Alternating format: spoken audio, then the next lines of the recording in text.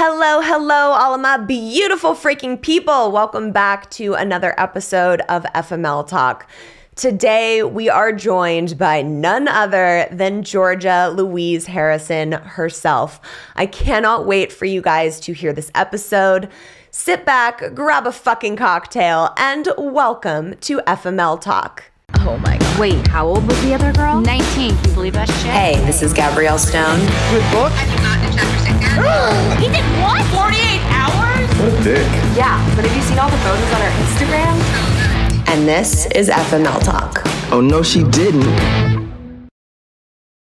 Y'all know I love a good self-love cocktail and occasionally an actual cocktail. I have always notoriously hated the taste of alcohol and needed it disguised in a good mixology cocktail until I discovered Neft. Because Neft is a premium vodka in its purest form with non-GMO rye, it has a light taste full of character. Not only is Neft one of the best tasting vodkas I've ever had, it also comes in the cutest packaging I have ever seen. Their unbreakable barrel keeps it chilled for up to 6 hours, making it the perfect drink to take just about anywhere. Join me in adding a little actual cocktail into your self-love cocktail with Neft vodka.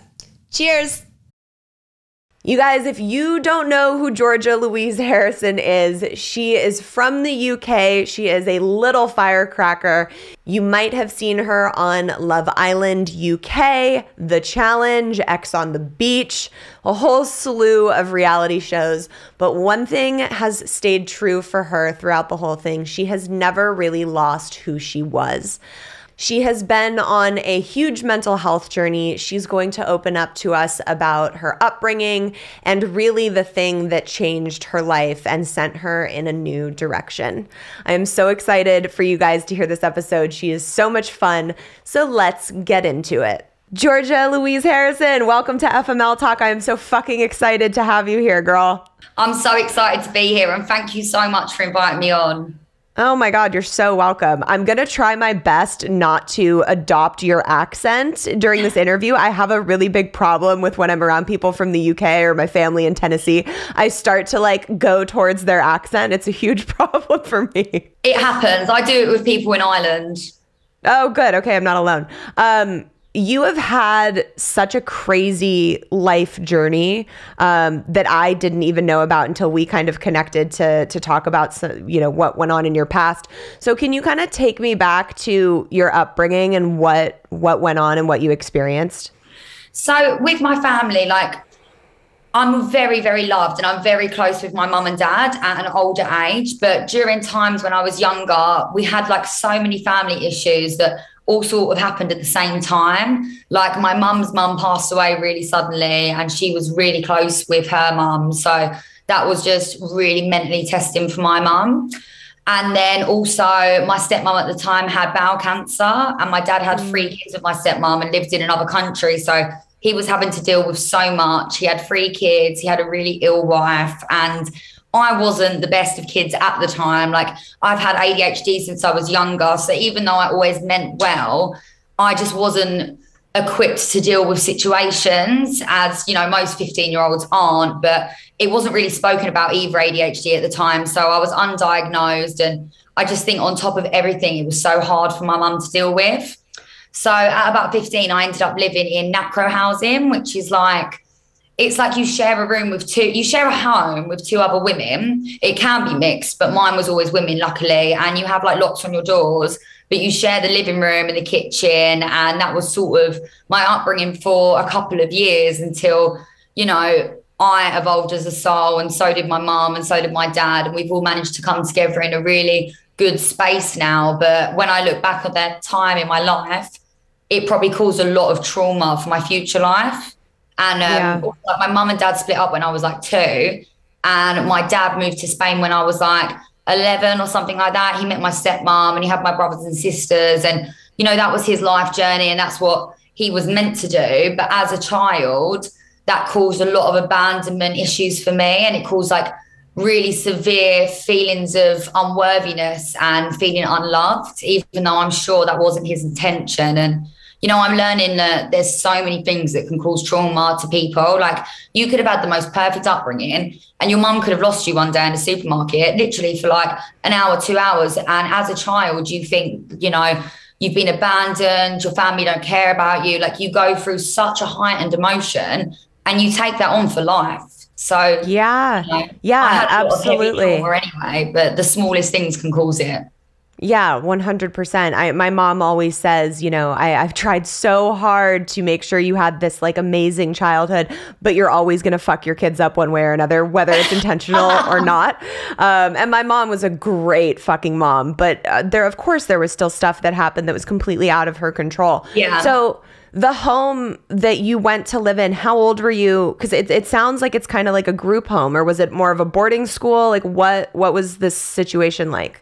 No, it's more like, so when I was 15, I moved out and I was living with my best friend and her sister because her sister had adopted her. And then like sort of the only place for you to go if you don't want to live at home at that age is like social care, where you have social workers and stuff like that in the UK. It's like support from the government.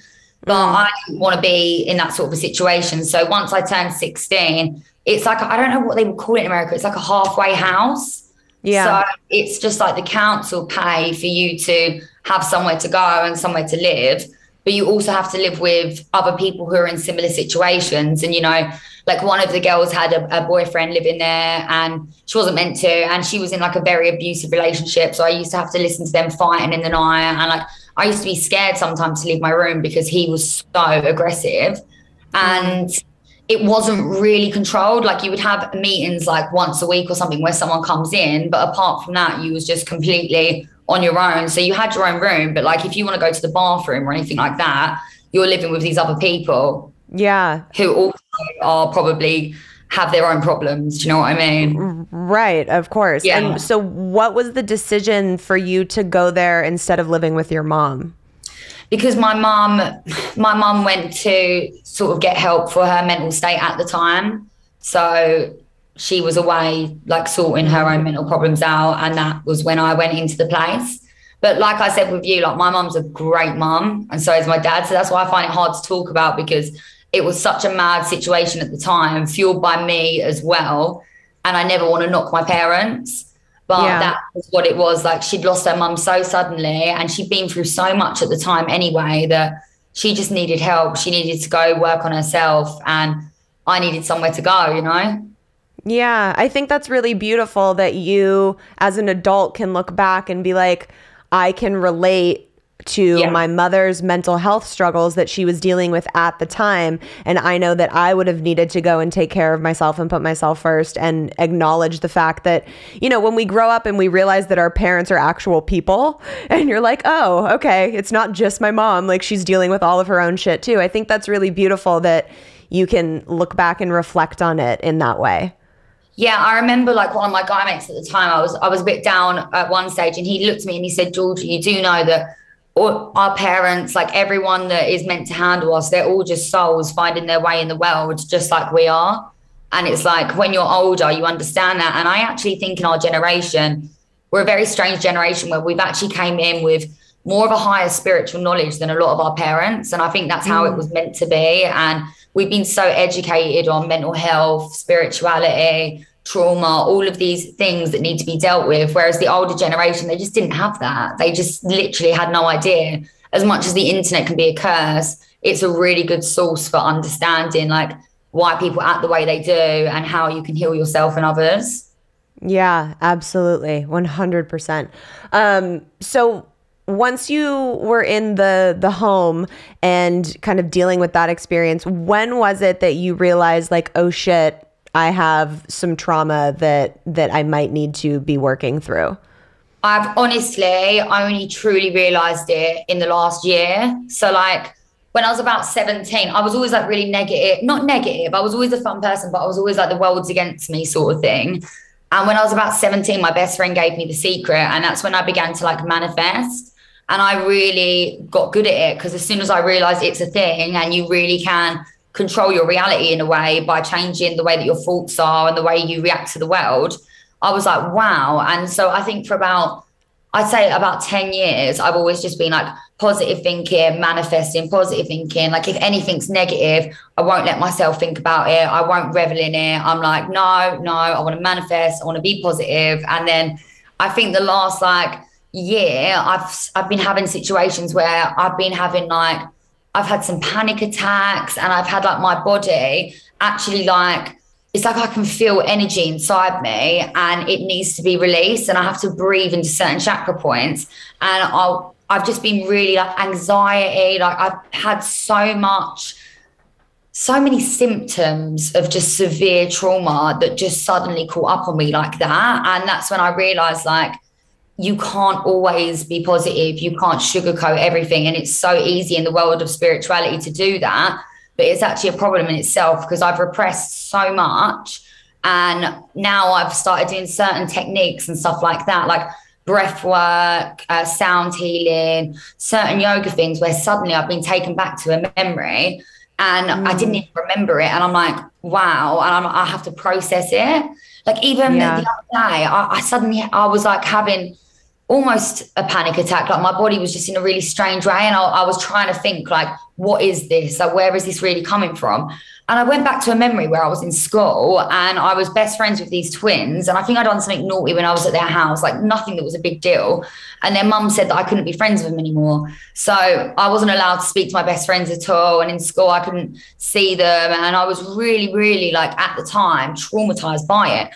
But I forgot about it completely. Like, and I got taken back to this moment where I lost my best friends at the age of like 8. And it was like I had to process it. And it showed me like, you have to take the time to go inside yourself and process this trauma, because it's all stagnant, bad energy stuck within you, causing anxiety and also attracting more situations like the ones that started the trauma. And once you release it, you give space for new energy to come in. Yes. Oh my God. There's so much goodness in what you just said. I'm reading this book called The Untethered Soul right now. And he talks about how when you go through experiences in life, everything kind of passes through your heart. And when something bad happens to you, it gets stuck and it like doesn't pass through. And then it's just sitting there and there's no place for the energy to go. And then when we have an experience that triggers that, we feel it right in our heart. It's like a surge. And that's because the energy is sitting there and it's reminded that it's still there and it can't pass through. And he talks about when those things come up, to acknowledge them and really see them kind of passing through and flowing outside of your heart. And it resonated with me so much. And it's so poignant to what you just said when stuff is stuck in us. Like, for example, the abandonment fear, because I know that so well, as I know you do. If we are holding that within our cells and our memory and our soul, we're going to continue to attract situations where we're abandoned, so that we're like, see, this is what I'm protecting myself from. See, I was right. And your brain wants to validate it. And it's so life-changing when you can let that go and start to reprogram it and attract different things into your life. Yeah, because I just couldn't understand. So like my whole life, I've been good with everything, like career, money, friends, fame, anything like that I've been able to attract. But my relationships have just been one bad one after another. Like I was in a really traumatic relationship when I was about 18, and he was just really horrible to me. Like he would tell me like just all awful things about myself, like make me feel so unworthy, like call me fat, like call me a slag, say I was cheating on him. I couldn't even leave the house without having like slept with someone else. Do you know what I mean? And then my next boyfriend, who I really did care about, cheated on me and got another girl pregnant. And then I've had obviously other situations where I've been really exploited and violated. And I'm like, I've got all of these amazing people around me. I've got plenty of lovely men that want to be with me. Why? I'm so unlucky. Why do I keep ending up with these people? And it's not because I'm unlucky. It's because I've got this feeling of unworthiness, abandonment, all of this stuff in myself that I'm not even aware of at all. And my nervous system sees these men and they're like, boom, you're going to make me feel what I'm used to.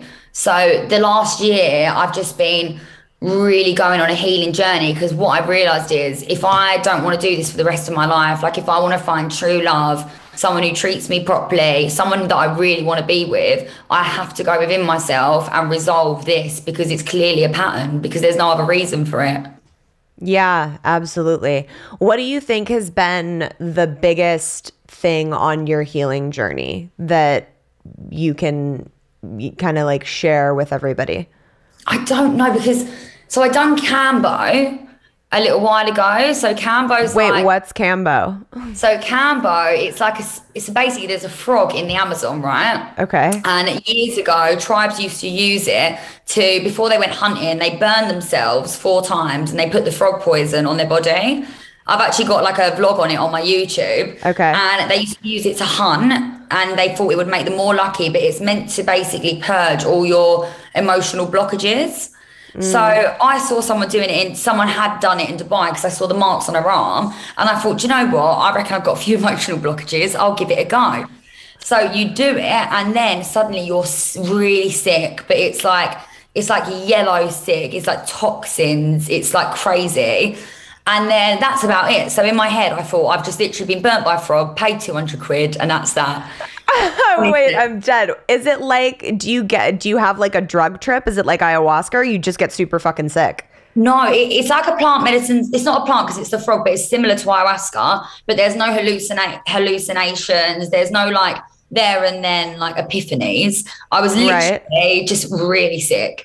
And then after, I did feel like my skin was better. I felt elated. Like I felt different, but I wasn't sure if it was a placebo effect. But following on from that is when I started having these experiences. And like, when I talk about it, it's hard because no one could ever relate to it and they might think I'm crazy. But I wasn't sure if it was almost either me purging my emotional blockages or some form of a Kundalini awakening.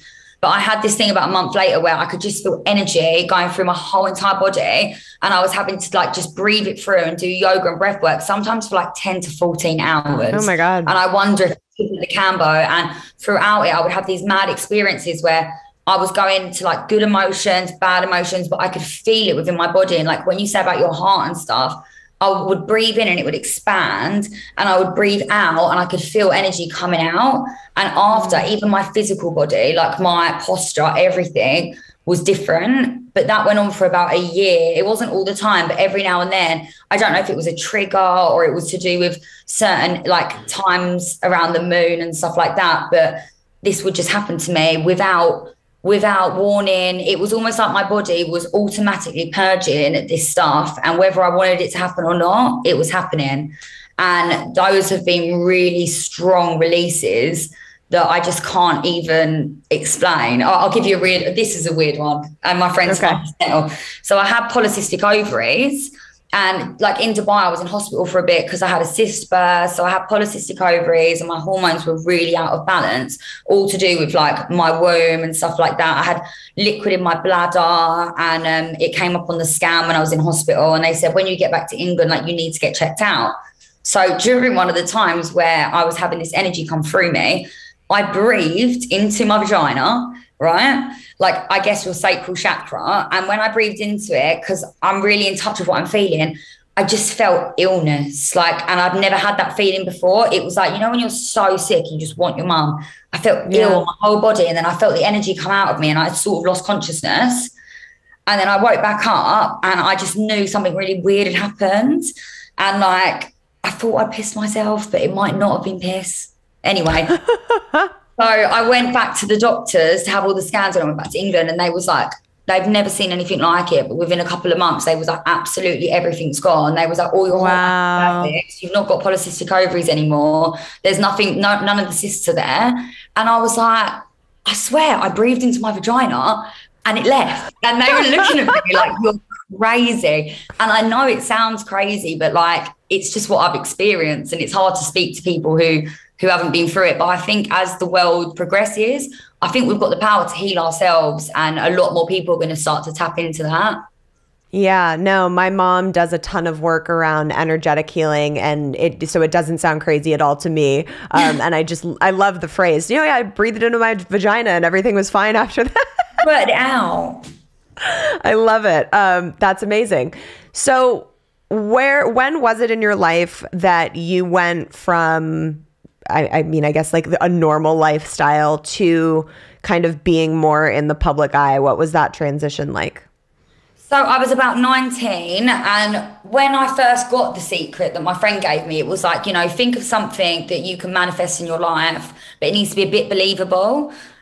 So I was like, all right, I'm going to go on The Only Way is Essex, which is a TV show based on our area, but it was huge in England. It was a bit like The Hills. So I used to just all the time write down my manifestations, and I would just imagine myself on the advert. I would imagine myself like walking towards the camera. I'd imagine myself with all the cast, a few of which were my friends, but it was always in my head and always kept to myself because like it's embarrassing. I wouldn't be like to my friends, oh, I really want to go on that show. But I just something that could change my life if it happened. And then everything just started changing in my world where like I would just suddenly be in situations where everyone was filming there, or I would like be involved in some sort of a relationship with people that were on there. And then before I knew it, they rang me and they were like, hi, Georgia, I was living in Marbella. Do you want to just drop everything and come film for Towie next week in Ibiza? And I was a shot girl at the time. I didn't have a pot to piss in. I was living in my car at one point for 2 weeks and like breaking into hotels to use their shower with my best friend. Oh my God. My life. And I was just like, yeah, sure. And I knew that I had manifested that because I wasn't looking for places to be on the show. I wasn't like going out there to get on it. It was just coming around me. And that was like my first taste of fame. I had to go in there on my own. I wasn't allowed to tell anyone I was coming. And all of the cast members are like, they've been on there for years. So it was big egos. And it was a lot for me. It's what changed my life and put me on the TV for the first time. I got like 60,000 followers. I was all over the press, but like, I just wasn't equipped to deal with it at that age.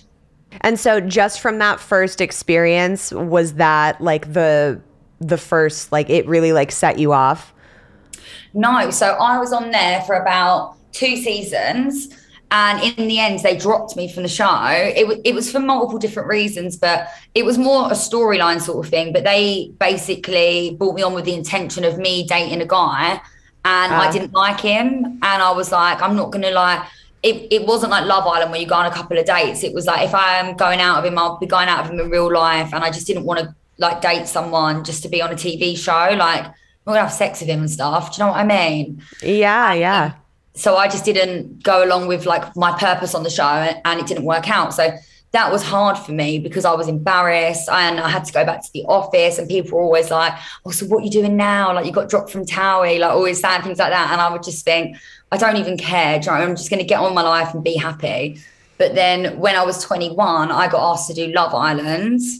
And it was weird because they don't ever bring anyone on that's been on TV shows before. Oh. So I was really lucky to get to go on. And everyone who was on my last show, like, were like, they can do that show for 10 years and they will never get a week's worth of followers off of Love Island. And I can tell that they were learning because so many people reveled in my demise. And then I got to go on there, and that was it. I got like 800,000 followers. I was then literally a celebrity in the UK. I loved the experience. I loved everyone I met from it. And that was the real turning point in my life. But Towie was just the lead up to it. Yeah. And like, I was so nervous on camera on Towie. Like, as soon as the camera would hit me, I wasn't myself. Like, I wasn't just talking like I am now to you. I was thinking, oh, what does she think I look like? And when people watch this, what are they going to think if I say this? And I learned a lot from it. So going on Love Island, I was just me. I was ready for it. I had the experience, and it was a real serendipity. Yeah. How being on Love Island, and when your life kind of changed from like the public perspective, did that start to affect your mental health at all? Or were you kind of like, all right, this is like, I'm happy doing this? No, like, do you know what? It didn't. I think like I would get a bit of trolling, but a lot of what I got was positivity. But like I always had the mindset to look at it from a bigger picture. And it was like, I could look at it from where I've been living in my car, working as a shop girl, where people would walk past and like slap my ass and knock my tray. And like, I'd done such awful jobs that once I was in that situation, even though there was certain negativity and a lot of pressure, I could always see it from the bigger perspective of like, you wanted this, you've got it. And like, it's amazing. I mean, 10% of it might be hard, but 90% of it is like, I get to inspire people. I get to meet new people. I get so much shit for free. Do you know what I mean? Yeah. So much shit for free. You're like, I went from living in my car and breaking into hotel rooms trying to shower to getting sent lots of free shit. I'm here for it. This is what I mean. So do you know what I mean? If you want to tell me I'm ugly and my hair looks shit today, go for it, babe, because I'm sitting at home with a free takeaway. Do you know what I mean? Just had my eyelashes done, got a lovely blow dry. So you can say I look like shit, but at least I don't pay for it. Oh my God, I love it. And when did you get the call to go on the challenge? So this is actually quite funny because I would always say that the challenge was the best thing I've ever done. Like, not in terms of my followers, but just the experience, the people I met, the way it changed my character. Like, so I applied for another show called Celebs Go Dating in England, and I never got it, and I was devastated. Like, I wanted it so bad. And my agent was like, "You've got this show, The Challenge." And I'm like, all right, let's have a little look. So I've had a look, and they're all just like beating each other up, and they're all like these big girls, like, whoa! And I'm like, I'm not doing that, Neil. Do you know what I mean? I'm like, I just want to have a pina colada and like kiss some boys. Like, I just don't want to do that. Like, and he's like, babe, like, you've got nothing else on the table. Like, you've got no other opportunities. So like, pack your fucking bag. So I was like, shit, right. So I just got on the plane and I thought, who knows? I'm just going to do my best. I'll probably get sent home in a week. And then I got there and I got put in these mad situations where I'm having to wrestle people. I'm having to jump off of like plane simulations. I'm getting dragged behind lorries. And I just absolutely loved every second of it. And I always think of that. I think, you know, when you don't get something, you shouldn't in life think, oh, this is the worst thing ever, which is how I felt about Celebs Go Dating, because actually the universe gave me something 10 times better that I didn't even know existed. And sometimes right. That, even if you don't get the specific thing you're going for, the universe will probably give it to you, but just in another format, and you've just got to have that faith. Yes. Oh my God. So many times in my life, I've been so steadfast on like, okay, this is what I want. This is how it's going to happen. I see it very, very clearly. And then it doesn't, but it happens in a completely different way that I never would have even thought about. Yeah. So for people manifesting, I always say like, you have to put in your order and like be very specific about what you want, and then like let go with how it's going to show up, because you are not in control. And it could come in the most roundabout way that you would never even think was an option. Yeah. And I think that's what a lot of people don't understand about manifesting, is the art of allowing, and like the difference between wanting something and needing something. Like, a need is that like negative energy where you look every day at like the money on your dream board and you're like, I really need that money because I'm so skint. But the difference is like just having a good day, you've got your music on, you're having a dance, you look at the dream board and you think that's going to be mine, you know, and then you just dance past. Yes. That's the difference. And it took me a while to learn that as well, because I found it like I would like manifest things and then lose them and manifest them, because once I was like getting near something, my energy would change where I like needed more. But really, you've got to try your best to just allow the world to be as it is and trust that things are going to come.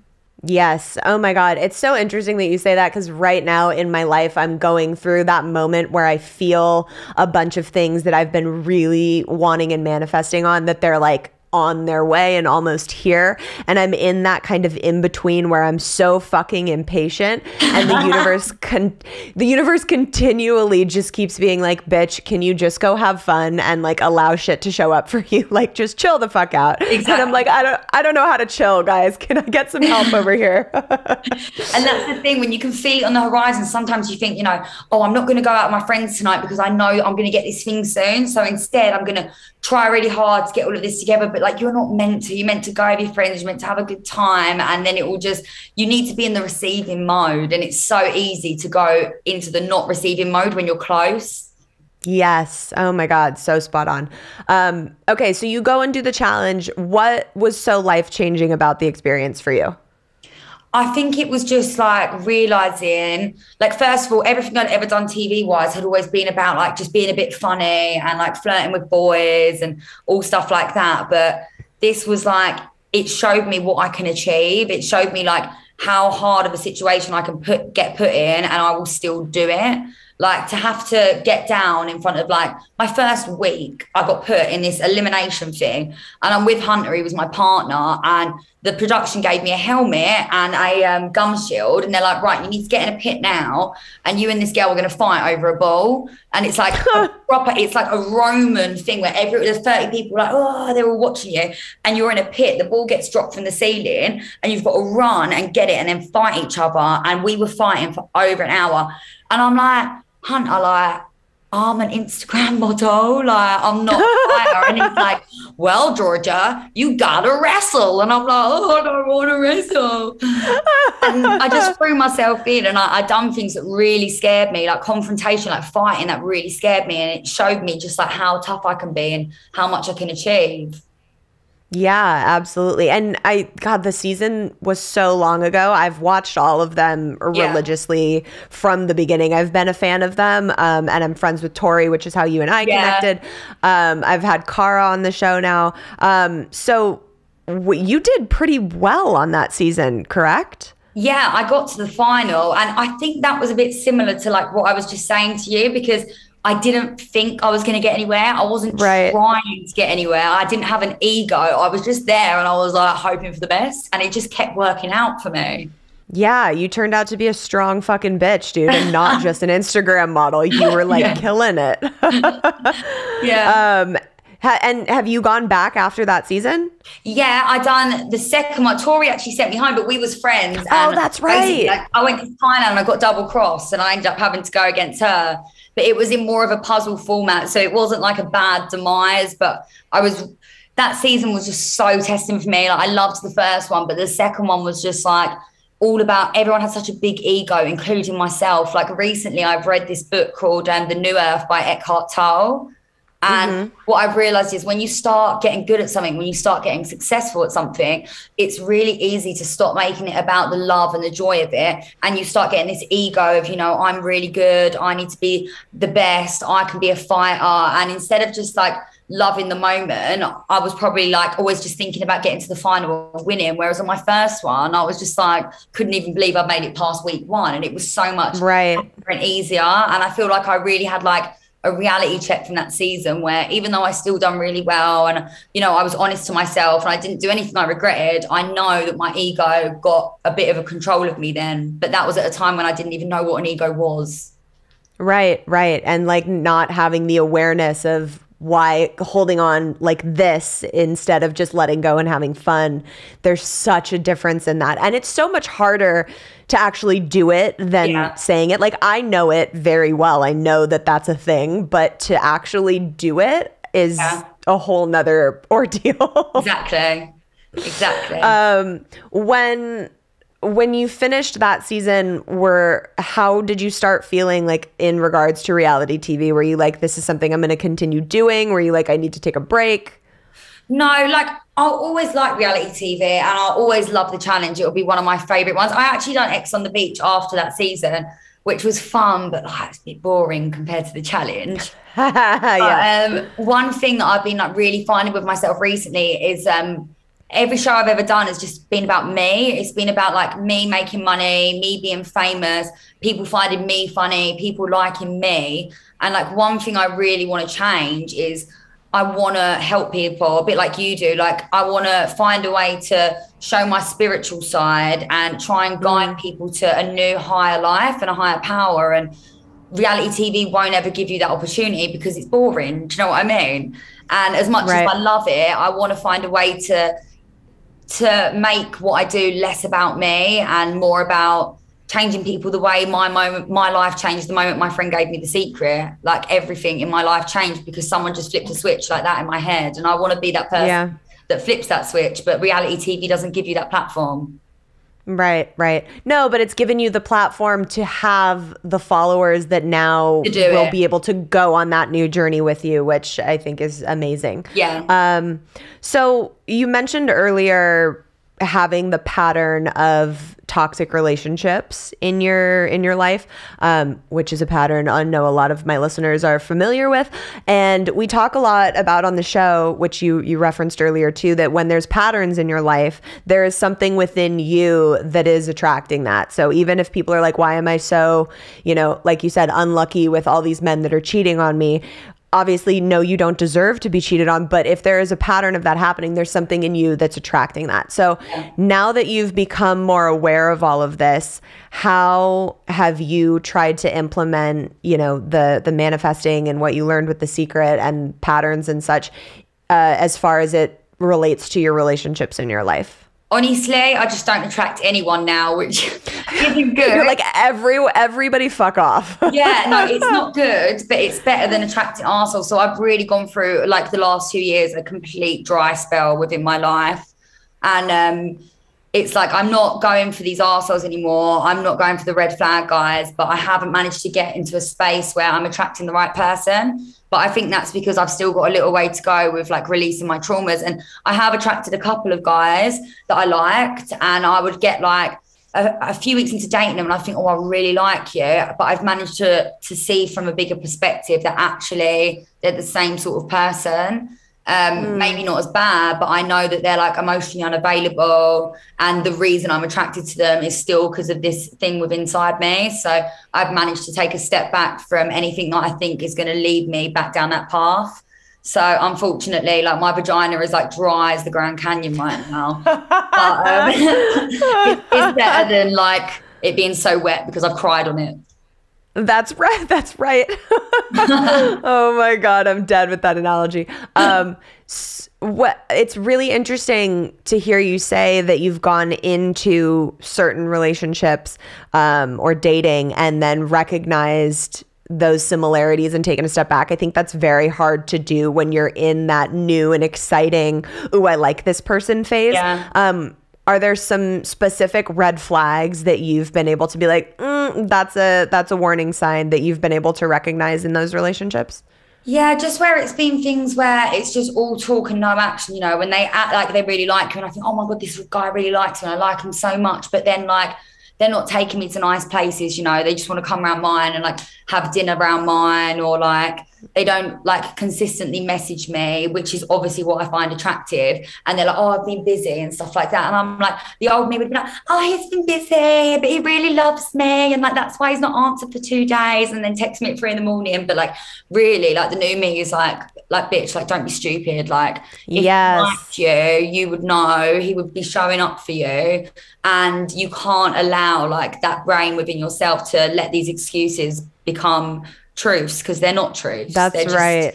I've fallen for it so many times that now I can just finally see it. And even though I want to react to it, because of course I'm lonely at times and I would love to be with someone that I find attractive, I need to have more respect for myself if I ever want to find that proper relationship. So acknowledging those red flags and taking a step back from them is, like, really important. Yes, because what that's doing is saying, no, universe, I don't accept this. This is not good enough. And we need to deliver something that's better. Otherwise, you're saying, yeah, this is acceptable. Keep sending me bullshit like this. This is fine. So let's just take a moment to remind everybody that if he's not texting you, he's not busy. No. He's not too busy. There's nothing going on that's making him too busy to fucking text you. So that means he's not that into it. If he's not showing up for you, if he's not taking you different places, like, if he's not sure about his feelings, if he's like, oh, maybe I need some time to figure this out, or I don't want to put a label on this, all of that means fucking no and move on. Exactly. Like, all of that is less than what we're accepting. Yeah, and it's a waste of time. I love how you put that. Like, it's showing the universe that this isn't what I'm going to accept in my life. You need to send me something better. Yeah. And how do you, because I know a lot of people can relate to what you're saying as far as, like, going through 2 years of a dry canyon vagina.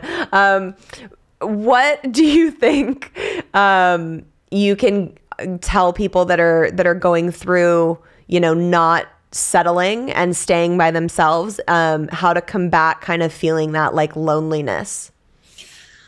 I mean, I don't even know. It's like, one thing that always helps me is reading, obviously. So there's so many things within books that that gives me the spiritual practices to go within myself. And it's hard when you're in a lonely situation to actually turn that around. But like, you know, like inner meditations, inner love meditations, where you can go into yourself and you can feel deep love for yourself. That's the best thing. But when you're actually feeling like when you're actually just feeling lonely, I think you just got to feel it. Do you know what I mean? Like put on a good film, have an early night, go to sleep, and just have faith that whatever you want's coming. Like you've got to think, like you've manifested so much in your life. You've manifested your house, you've manifested the car you drive, a good family. Like there is a universe, there is a higher power who's been working for you in every other way. So do you really think that it would let you spend the rest of your life alone? It won't. It just needs you to be alone for this small amount of time to maybe work on yourself. And you've just got to try and look at it from that you've just got to have faith, and you've just got to trust. And then also just reach out to your friends, reach out to your family, and just remember that like you don't need a relationship, a romantic relationship necessarily. You've got so much support in other ways.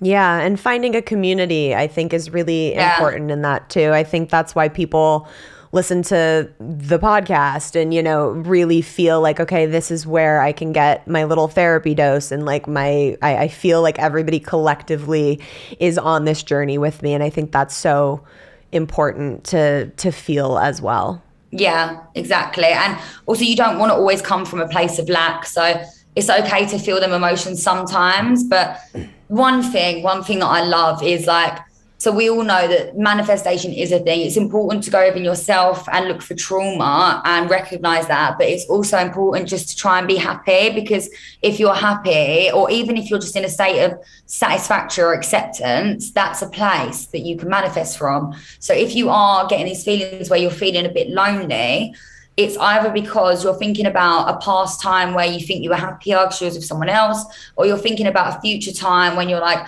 I need to meet someone in the future because I'm on my own and I'm worried I'm going to be on my own forever. And like the best thing you can do when you're in that state of mind is come into the present moment. And that's what I learned from Eckhart Tolle's books, that the present moment is the most important moment. It's the only thing that exists. And there's no way of being truly unhappy within the present moment unless you're like sitting in a volcano or something. Do you know what I mean? So like, do you know what I mean? So try and turn them thoughts off in your head, because them thoughts of I'm lonely, I'm sad, the past, the future, that isn't you. That's your ego in your head thinking that it needs something.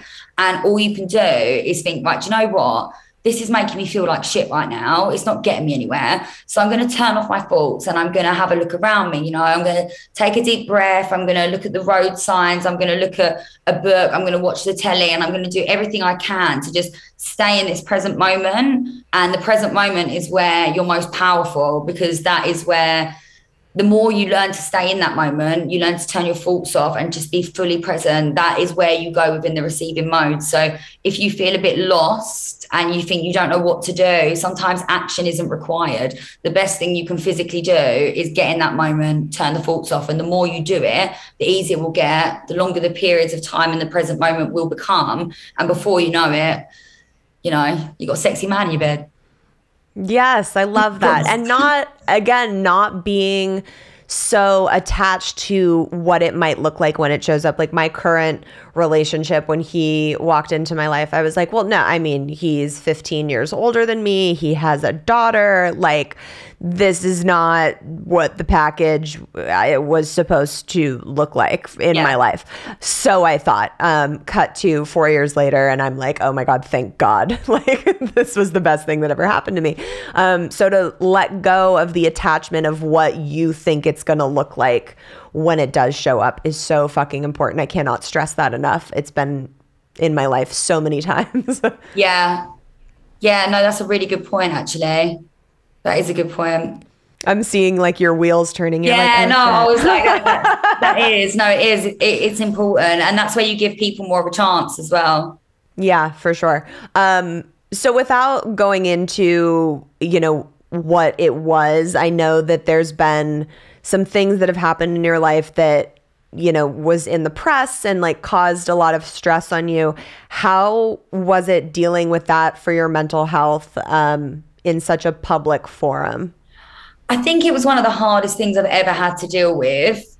And I think when you go through such a exploitation within the media at such a high level, to the point where everyone you've ever loved or known is aware of it, it's almost like stages of grief. So like I lost my best friend recently, and obviously that was a lot worse, but I can relate to that being the same thing. Like one minute you're okay, and the next minute you're just like really, really broken. Like you're just crying, you're in sheds of tears. And like I had to spend a lot of time on my own, and I just had to process it. Just like grief, if you ignore it, it will catch up on you. So it was just a whole lot of like ups and downs of one minute you're okay, and the next minute you're just like completely and utterly shattered.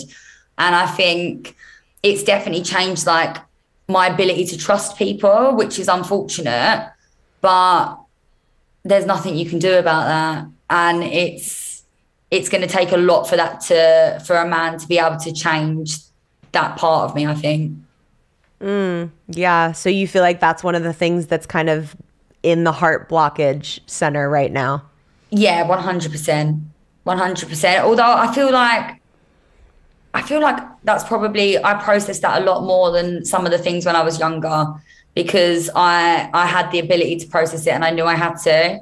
Whereas when I was younger, I think I repressed a lot, and I think that's what I hold on to a lot more. Yeah.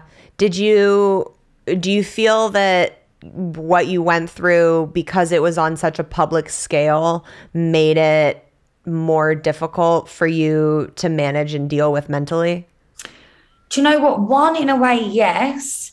But then also in another way, no, because I had so much support. Like I have a lot of women that go through similar situations where in one way or another, they've been exploited online, and it's sort of sent around their friendship groups, and they know everyone can see it, but no one really knows about it. So at home, like in their head, like people think so many awful, they think that their family think they're disgusting. They think everyone's judging them. They think everyone's like walking past going, oh, like I know what happened to her. She sort of got exploited online. But really, people just probably don't bring it up to them. And if they opened a lot of conversations with the people that they love, I'm sure a lot of the people that know them would sit them down and be like, fuck that shit, man. Like, we love you so much. Who gives a fuck? Like, everyone has sex. Like, you don't deserve to feel like shit. Like, you're an amazing person. And as much as having a very public situation was harder for me because everyone knew about it, the only positive I can take from it is I had so many messages of support and love from almost 1 million people telling me, like, you know, it's okay and we love you and you've got nothing to be ashamed of. And in a way that really did help me through it, because it just answered all the questions that so many people have in their heads because it was so public, whereas a lot of women don't get to hear that. Right. That's actually a really beautiful way of looking at it. I know I have friends that have gone through really public divorces and they shut down because it's so much outside opinions coming in that they're like, I just can't even, the embarrassment, I can't. And that's a really positive spin to look at it that way. I love that. Yeah. And like, I just ignore people that give me anyone that gives me hate or trolls me or anything like that, because I get it a lot. Like, I can't go on a live anymore with brands or anything like that, because every time I do an Instagram live, all people have to say is about that situation. And what I've realized is, like, I just feel so sorry for them people. Like, when anyone gives any sort of hate to me, I don't really take the hate on so much. I just see them as, like, obviously really lost, troubled people who are driven by their egos, which I now completely understand. And if they could come within themselves and separate themselves from the hate in their head, they wouldn't act like that. So I don't really see what they say as a reflection of me. I actually see it as a reflection of them. Yeah, oh my God, absolutely. I get a lot of trolls on TikTok specifically, and it's usually like triggered men that are like, well, you must have not been sucking dick at home, or you should have made more sandwiches for your husband, like just like stupid stuff. And it's a complete reflection of them, like why you would ever feel the need to stop scrolling, watch a video, click the comment button, write something hateful. Like, it's sad, and it's sad for those people. Exactly, because it is just their inner trauma coming out online. Yeah. So what do you feel like is next for you now that you've done a bunch of the reality TV, you have this amazing platform now, and you're so much more self-aware on your healing journey? What do you feel like is something you might want to explore next? Well, I'm going to be coming to LA in July for at least a month, maybe 3. Oh, cool. Yeah. And I just love it there. So I'm really, really excited about that. Oh, amazing. And I think for me, I just want to sort of channel the knowledge that I've learned from other people into my social media feeds. So it's just figuring out the best platform to do that on, maybe YouTube, maybe even starting my own podcast. That's been something I wanted to do for a while. So I think, the next stage for me is concentrating on helping the collective as well as myself with my platform and just moving it a little bit more towards spirituality and self-help. Yeah, I love that. I think that's anytime people can move towards spirituality and self-help when they have a big platform, I think that helps so many people and the collective consciousness in such a big way. So I'm so glad to hear that that's the route you're trying to go to. Exactly. And like, if you go on my Explore feed, most girls have got like fashion, guys, food, like it's everything on my Explore page is just spirituality, quotes, like all of this stuff that I need in my life to like help me understand myself and like each stage that I'm going. Yeah. And I'm like, so why doesn't my Instagram page look like my Explore page? It should. And that's what I'm starting to do. I'm starting to make it mirror more of what I actually look at on other people, because just because I've not been that person all my life doesn't mean I can't be. Like sometimes you feel like, oh, I'll be a bit of a fraud if I start suddenly doing all this like spiritual speaking and all that, because that isn't me. But like you can be whoever you want. Like you don't need to be defined by what you've been your whole life or who people think you are. Like you can literally be whoever and whatever you want, and you can start from today. Oh, I love that so much. Yes to that, girl. Can you tell everybody where they can find you online to come keep up with you, please? Yeah, so I am Georgia Louise Harrison on Instagram, TikTok, I think all of the platforms, and on YouTube, I'm the Georgia Harrison Show, but I don't post a lot on there, but I've got a load of content. So once I get an editor, I'll be on there. Thank you so much, girl. It was so great to hear about your journey and to connect with you. I just think you're such a bright light in this world. So I appreciate you coming on. No, thank you so much for having me. Honestly, I think you are so inspirational. Like, I absolutely loved your book. I love everything you stand for, and you are making such a difference in people's lives. So well done. Oh, thank you, my love. I appreciate it. I want to thank Georgia so much for coming on and opening up about so much on her mental health journey and the things that she's done to really turn her life around. I hope you guys got some good stuff out of hearing this one. As always, make sure you are subscribed so you never miss an episode. Keep up with us on Instagram at FML Talk Podcast. If you need more FML content, you can get 5 full seasons of mini bonus episodes and join the Self-Love Club at patreon.com/FML Talk. If you want to watch the interviews live in studio, you can go to youtube.com/FML Talk. I love you guys so much, and as always, have a self-love cocktail on me. Cheers.